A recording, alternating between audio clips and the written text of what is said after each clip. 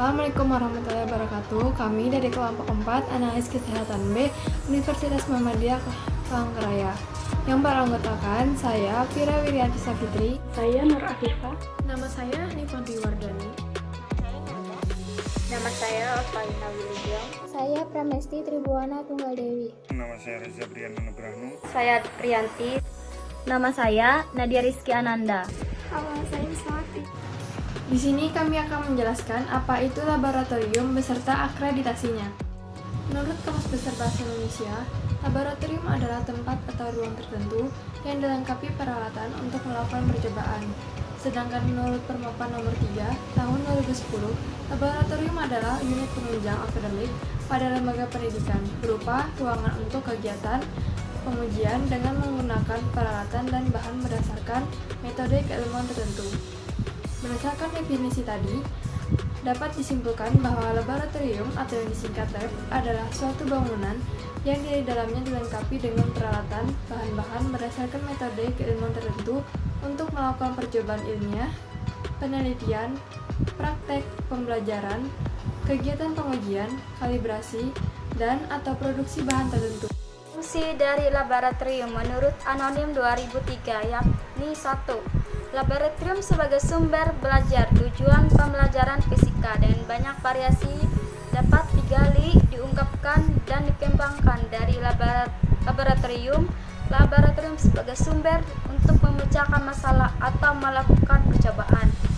Berbagai masalah yang berkaitan dengan tujuan pembelajaran terdiri dari 3 ranah, yakni ranah pengetahuan, ranah sikap, dan ranah keterampilan ataupun efektif. Yang kedua, laboratorium sebagai metode pembelajaran. Di dalam laboratorium terdapat 2 metode dalam pembelajaran, yakni metode percobaan dan metode pengamatan. Yang ketiga, laboratorium sebagai prasarana pendidikan atau laboratorium sebagai wadah proses pembelajaran. Laboratorium terdiri dari ruang yang dilengkapi dengan berbagai macam perlengkapan yang dapat dikendalikan khususnya untuk peralatan untuk melakukan. Adapun administrasi alat menurut Sukarso 2005 terdiri dari beberapa bagian antara lain. 1. Kartu stok adalah untuk mengetahui jumlah alat dan bahan yang tersedia di laboratorium dan tempat penyimpanannya. 2. Buku inventaris memuat catatan tentang jumlah semua macam barang yang ada di laboratorium, termasuk perabotan laboratorium. 3. Daftar alat dan bahan sesuai LKS. 4. Buku harian kegiatan laboratorium berguna untuk merekam semua kejadian dalam kegiatan laboratorium. 5. Label memuat kode alat dan jumlah alat dan keterangan mengenai kondisi alat tersebut. 6. Format permintaan alat dan bahan biasanya diisi oleh guru bila ada melaksanakan kegiatan laboratorium dan diberikan kepada laboratorium sebelum kegiatan dilakukan. 7. Jadwal kegiatan laboratorium. Baik, kita sudah mengetahui apa itu definisi sebuah laboratorium dan fungsinya. Nah, di sini saya akan menjelaskan manfaat dari sebuah laboratorium menurut Sukarso secara garis besar. Yang pertama adalah tempat untuk berlatih, mengembangkan keterampilan intelektual melalui kegiatan pengamatan, pencatatan, dan pengkajian gejala-gejala lain. Kemudian, yang kedua adalah untuk mengembangkan keterampilan motorik dalam menggunakan alat-alat media untuk mencari atau menemukan kebenaran. Yang ketiga adalah untuk memupuk rasa ingin tahu seseorang sebagai modal sikap ilmiah. Nah, yang terakhir adalah memberi rasa percaya diri sebagai akibat keterampilan dan pengetahuan penemuan yang telah diperoleh. Sekarang saya akan menjelaskan mengenai tujuan dari laboratorium kesehatan.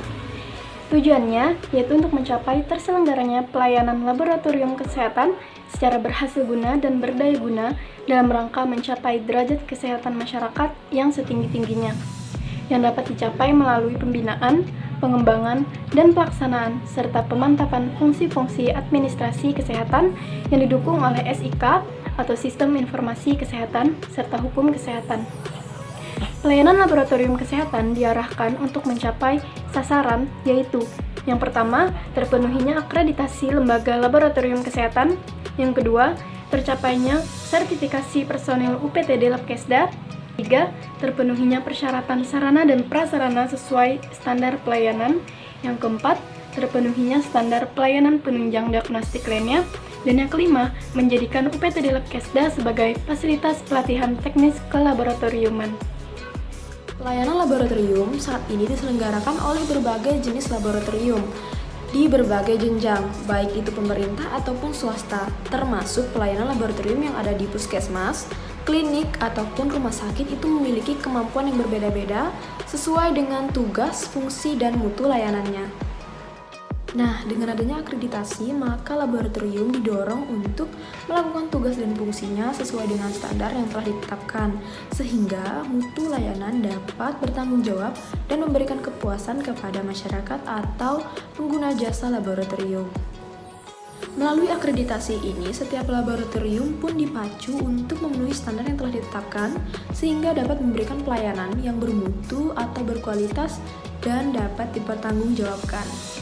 Di Indonesia sendiri, lembaga yang berwenang untuk melakukan akreditasi terhadap laboratorium penguji adalah Komite Akreditasi Nasional atau KAN. Sistem dan pelaksanaan akreditasi laboratorium ini diatur dalam pedoman yang diterbitkan oleh Badan Standarisasi Nasional atau BSN. Sebelumnya dijelaskan bahwa lembaga yang berwenang dalam melakukan akreditasi terhadap laboratorium adalah Komite Akreditasi Nasional atau KAN. Nah, sebenarnya apa sih KAN itu? Nah, KAN merupakan lembaga non-struktural yang berada di bawah Presiden dan bertanggung jawab terhadap Presiden. Anggotanya merupakan perwakilan dari stakeholder yang terdiri dari instansi pemerintah, dunia usaha, konsumen, cendekiawan, dan kalangan profesional. KAN dibentuk berdasarkan Keputusan Menteri Negara Riset dan Teknologi Nomor 465 Tahun 1992 tentang Komite Akreditasi Nasional, Keputusan Presiden Nomor 13 Tahun 1997 tentang Badan Standarisasi Nasional, dan Keputusan Presiden Nomor 78 Tahun 2001 tentang KAN. Nah, Komite Akreditasi Nasional atau KAN ini juga merupakan satu-satunya lembaga yang diberikan otoritas untuk menyediakan jasa pelayanan akreditasi lembaga penilaian kesesuaian seperti laboratorium, lembaga infeksi, dan lembaga sertifikasi di Indonesia. Adapun persyaratan untuk mendaftar akreditasi laboratorium penguji atau kalibrasi adalah sebagai berikut. Yang pertama, personil inti laboratorium mengikuti pelatihan ISO atau IEC yang dibuktikan dengan sertifikat pelatihan. Sedangkan untuk non-inti bisa dilakukan sosialisasi saja. Bukti sosialisasi bisa berupa daftar hadir atau materi sosialisasi.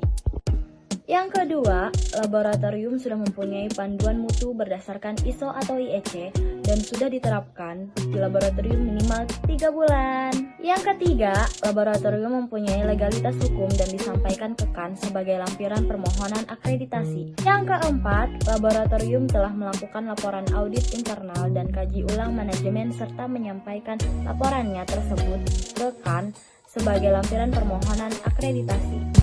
Yang kelima, laboratorium harus bisa menjamin unjuk atau performa laboratorium pengujian bisa dengan mengikuti profiensi atau uji banding minimal 1 kali. Yang keenam, peralatan yang signifikan terhadap hasil pengujian sudah dikalibrasi ke laboratorium kalibrasi atau badan kalibrasi yang telah terakreditasi oleh KAN. Yang terakhir, jika laboratorium menggunakan metode non-baku atau instruksi kerja, maka laboratorium perlu dilakukan validasi metode, akan dilihat pada waktu sheet assessment. Jika menggunakan metode baku, misalnya SNI, penulisan harus lengkap sampai ke butir. Selain syarat akreditasi, terdapat pula proses akreditasi.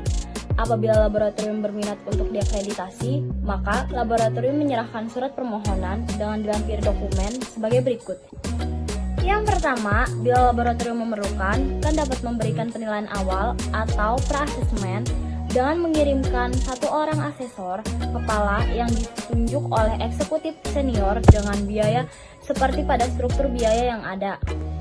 Yang kedua, Eksekutif senior menetapkan tim penilai atau asesmen yang disesuaikan antara kompetensi asesor dengan lingkup pengujian atau kalibrasi yang akan diakreditasi. Yang ketiga, sebelum melakukan evaluasi terhadap sebuah laboratorium, asesor kepala akan melakukan audit kecukupan terhadap panduan mutu laboratorium dan melaporkan hasil audit kecukupan. Yang keempat, asesmen lapangan terhadap kemampuan teknis dan penerapan sistem mutu suatu laboratorium dilakukan oleh tim asesor yang ditunjuk oleh KAN. Yang kelima, eksekutif senior menetapkan anggota panitia teknis untuk melakukan pengkajian terhadap laporan yang dibuat oleh tim penilai. Dan yang terakhir yaitu, berdasarkan rekomendasi Dewan Pengarah KAN, tim manajemen KAN memutuskan untuk memberikan akreditasi dan bila ternyata masih ada permasalahan yang serius, maka rekomendasi Dewan Pengarah KAN dikembalikan lagi kepada Dewan Pengarah KAN untuk mempertimbangkan kembali. Terima kasih. Nah, lalu ada yang dinamakan dengan akreditasi laboratorium secara internasional atau yang biasa dikenal dengan ISO 15189 yang mengatur tentang persyaratan khusus untuk kompetensi laboratorium klinik. Nah, standar ini digunakan untuk laboratorium untuk mengembangkan SNM, administratif, dan juga kegiatan teknis laboratorium klinik. Lalu, penyelenggara laboratorium, regulator, dan badan akreditasi juga dapat menggunakan untuk melakukan konfirmasi atau mengakui kompetensi dari sebuah laboratorium. Standar tersebut menetapkan persyaratan khusus untuk mutu dan kompetensi laboratorium termasuk dalam proses pra-analitik seperti pengambilan sampel, lalu proses analitik dan proses pasca analitik seperti pengkajian hasil dari pemeriksaan. Nah, untuk mendapatkan pengakuan kompetensi dalam melakukan pengujian atau pemeriksaan itu, maka laboratorium harus memenuhi dan menetapkan standar tersebut. Lalu, adapun lembaga independen yang diberikan wewenang oleh Presiden untuk memberikan pengakuan akreditasi tersebut adalah Komite Akreditas Nasional atau KAN. Tujuan umum akreditasi adalah untuk memberikan informasi dan acuan bagi pelaksanaan laboratorium kesehatan dalam melakukan akreditasi laboratorium kesehatan baik secara nasional maupun internasional yang telah ditetapkan. Sedangkan tujuan khusus dari akreditasi adalah yang pertama yaitu sistematis dan terarah, yang kedua sebagai referensi bagi unit atau instansi yang berhubungan dengan laboratorium kesehatan, yang ketiga yaitu sebagai panduan bagi laboratorium kesehatan yang membutuhkan pembinaan, dan yang terakhir yaitu untuk mendapatkan pengakuan mutu dari pihak ketiga dan nasional maupun internasional. Indonesia telah mengadopsi ISO IEC 17025 2005